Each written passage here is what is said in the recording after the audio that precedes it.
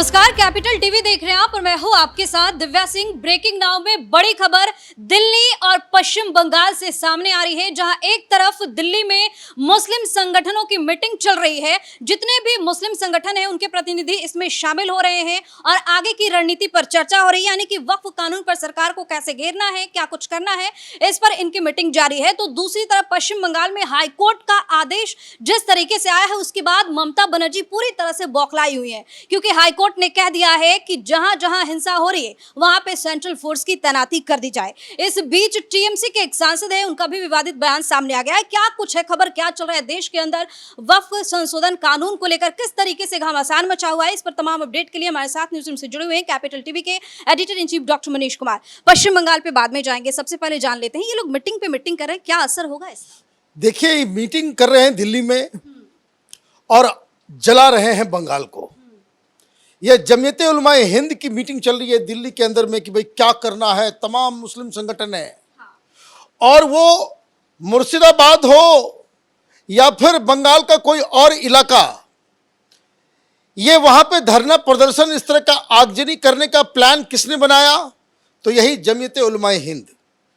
यही जमीयत उलमाए हिंद के लोगों ने वहां लोगों को भड़काया, जिसमें ममता बनर्जी के मंत्री भी शामिल हो रहे थे।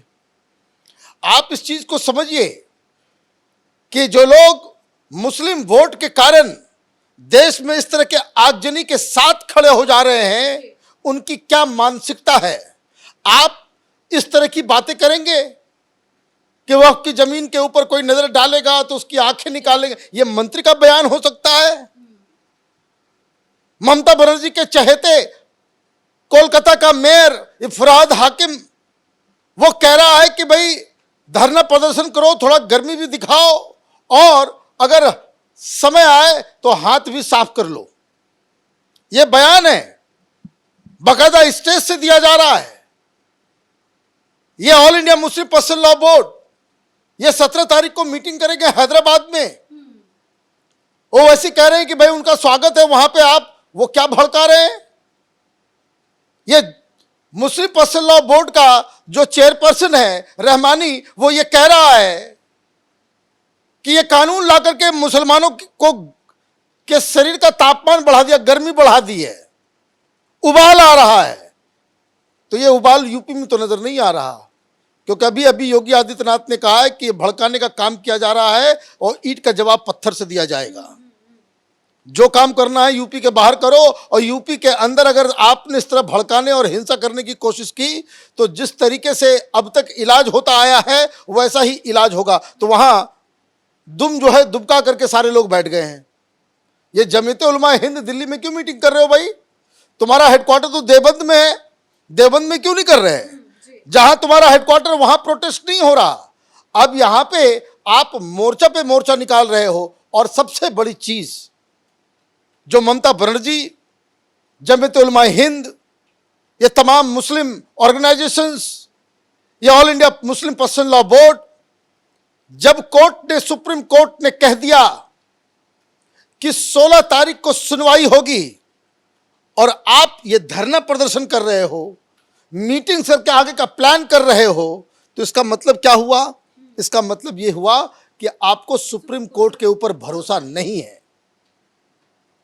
आप सुप्रीम कोर्ट के ऊपर भरोसा आपको नहीं है, संसद पे भरोसा नहीं है आपको, संविधान पे भरोसा नहीं है, और आप ममता बनर्जी जैसे लीडर्स के पीछे खड़े होकर के जो कह रही है कि भाई कोई भी कीमत पे हम बंगाल के अंदर लागू नहीं होने देंगे। भाई लागू क्यों नहीं होने देंगे?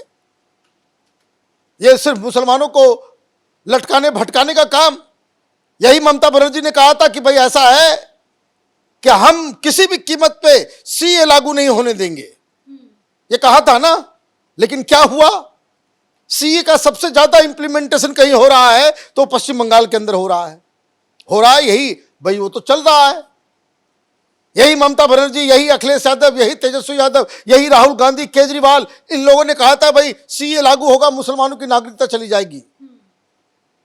किसकी नागरिकता गई? किसी की नहीं गई। तो एक घटिया मुस्लिम परस्त राजनीति, वोट बैंक पॉलिटिक्स और अपीजमेंट का यह दौर चल रहा है, और इसका नुकसान हिंदुस्तान की विपक्षी पार्टियों को उठाना पड़ेगा, क्योंकि आप गलत के साथ खड़े हो गए हैं। नुकसान से याद आया सर, जिस तरीके से बंगाल में हिंसा हो रही है और सरकारी संपत्तियों को नुकसान पहुंचाया जा रहा है, इसी तर्ज पर अगर हम यूपी की तरफ देखते हैं तो देखिए कैसे उन लोगों से उसका जुर्माना भी वसूला जाता है। वो देखिए, अगर किसी भी राज्य का मुख्यमंत्री, किसी भी राज्य का की प्रशासन अगर ये तय कर ले हिंसा नहीं होने देना है, किसी की मजाले की हिंसा हो जाए। भाई कल करनी सेना के 3 लाख लोग वहां मौजूद थे आगरा में, कोई हिंसा हुई क्या? कहीं लूटपाट, कहीं आगजनी हुई क्या? आप 500 लोगों को लेकर के आते हो और पूरा का पूरा राज्य जो है वो धू धू करके जलने लगता है। तो अब स्थिति इतनी खराब हो गई कि हाईकोर्ट ने सू मोटो लिया सिचुएशन का। हाईकोर्ट से बहुत बड़ा झटका लगा है ममता बनर्जी को, क्योंकि जहां जहां बवाल मच रहा है वहां वहां सेंट्रल फोर्स की तैनाती कर दी गई है। सेंट्रल फोर्स की तैनाती कर दी गई है, तो अब देखिए जहां जहां सेंट्रल फोर्स होगा वहां पे अब अचानक से शांति आ जाएगी। लेकिन सरकार की तरफ से, ममता बनर्जी की तरफ से जो वकील गए थे कोर्ट में, उन्होंने कहा कि हमें कोई दिक्कत नहीं अगर सेंट्रल फोर्स की तैनाती की जाती है, लेकिन जो याचिका करता है वो बीजेपी के 2 लोग हैं, मतलब बीजेपी के नेता हैं, तो इसमें राजनीतिकरण हो रही है। भाई मुझे समझ में नहीं आ रहा है कि भाई राजनीतिकरण हो रही है। भाई आप भी तो टीएमसी के हो, आप कौन से दूध के धुले हुए हो? सवाल ये नहीं है, ये अंधे बहरे हो गए हैं, इनको दिखाई नहीं देता टेलीविजन पे क्या चल रहा है। एक बात और उन्होंने कही कि बहुत ज्यादा खर्च आता है, तो इधर से कहा गया कि किसी की जिंदगी से बड़ी नहीं है। भाई खर्च आ रहा है। भाई आप देखिए कि किस तरह के तुष्टिकरण है कि जो वहां पे बीएसएफ सीआरपीएफ के लोग वहां पे आएंगे तो वो तो दंगाइयों को पीटेंगे। दंगा करने वाले हैं मुसलमान, और उनको पिटाई लगेगी तो उनके बचाव में आकर के खड़ी हो गई ममता बनर्जी। भाई हिंदू वहां पे पिट रहा है, हिंदुओं के घरों को लूटा जा रहा है, हिंदुओं के घरों में आग लगाई जा रही है, वहां पे सरकार की, पुलिस की और सरकारी बसेस को आग लगाया जा रहा है, ट्रेन को रोका जा रहा है, इतना सरकार का नुकसान हो रहा है, लेकिन आप जो है एक्शन लेने में आपके हाथ पांव उस सब में घिग्गी बन गई है। आपको जो है डर सता रहा है। सोशल मीडिया पे बस पोस्ट करती हैं कि कानून तो ये केंद्र सरकार ने बनाया है, आप उन्हीं से जवाब। देखिए कानून तो सरकार ने बनाया है, तो कानून की लड़ाई सुप्रीम कोर्ट में तो लड़ ही रहे हो। कानून की लड़ाई लड़ना है, प्रोटेस्ट करना है, शांतिपूर्वक करो। आप हिंसा अगर हो रही है, ये लाठी तलवार रिवॉल्वर गोलियां चल रही है वहां प्रोटेस्ट के अंदर, 3 हिंदुओं की जान ले ली और 3 लोगों की मौत हो गई है, तो ऐसे में आप ये बताओ कि ये लॉ एंड ऑर्डर को मेंटेन करने की जिम्मेदारी किसकी है? लॉ एंड ऑर्डर आप ये कह दो कि भाई आपकी जिम्मेदारी नहीं है, केंद्र आकर के लॉ एंड ऑर्डर संभाले, तो अमित शाह 2 सेकंड में भी ठीक कर देंगे। ये सारा मुर्शिदाबाद में जो गर्मी है वो 2 सेकंड में ठंडा हो जाएगा। आप ये कह दो कि भाई लॉ एंड ऑर्डर भी जो है अब संभालो तुम ही, मेरे से नहीं संभल रहा है। तो ये उस तरह की स्थिति जो है वो बनती हुई नजर आ रही है। अभी मौलवी मौलानाओं के हाथ में कुछ नहीं है।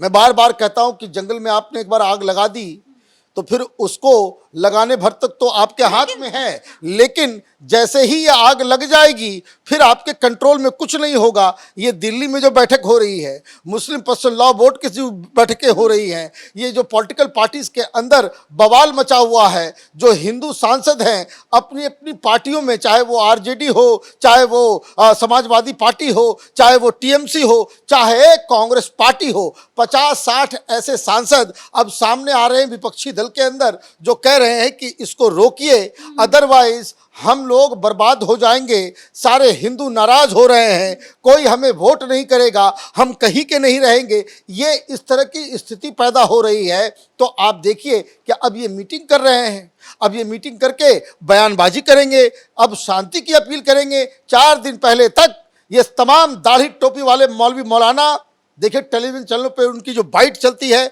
इतना भयानक, इतना भड़काऊ कि जिसे दोहराया भी नहीं जा सकता। खुलेआम वहां पे जो है मदरसे में और जलसे में वहां पे वो मौलवी मौलाना इस तरह का बयानबाजी कर रहे हैं, और लोगों को आपने पहले भड़का दिया, आगजनी करवा दी। अब इनके हाथ में कोई सिचुएशन नहीं है, तो अब ये शांति की अपील करेंगे। अभी देखिए 1 दिन के बाद से जो है वो शांति की अपील शुरू हो जाएगी। सर कुछ मौलाना ऐसे भी हैं जो ओवैसी पे डायरेक्ट कह रहे हैं कि ये दंगा भड़काने की साजिश। देखिए जो मौलवी मौलाना जो विपक्षी पार्टियों के लिस्ट में नहीं है।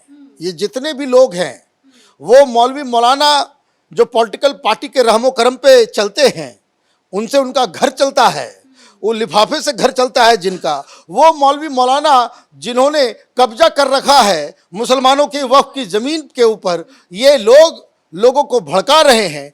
और जो लोग प्रताड़ित मुसलमान हैं, जो बैकवर्ड मुसलमान हैं, जिनको देखने वाला कोई नहीं है, जो ये जानते हैं कि भाई लूट मची हुई है लेकिन उस लूट का कोई इलाज नहीं है, मोदी ने इलाज किया है, तो वो लोग भी अब सामने आ रहे हैं और ये कह रहे हैं कि वक्फ के कानून से मुसलमानों का ही भला होगा और इस कानून से उन मौलवी मौलानाओं को, मुस्लिम पर्सनल लॉ बोर्ड के लोगों को नुकसान होगा जो करोड़ों की संपत्ति दबा करके बैठे हुए हैं। तो दो तीन चीज़ें अभी की डेवलपमेंट जो आ रही है खबर, एक तो दिल्ली जहां जमीयत उलमाए हिंद की बैठक चल रही है, एक और खबर आई है हैदराबाद में मुस्लिम पर्सनल लॉ बोर्ड की मीटिंग होने वाली है।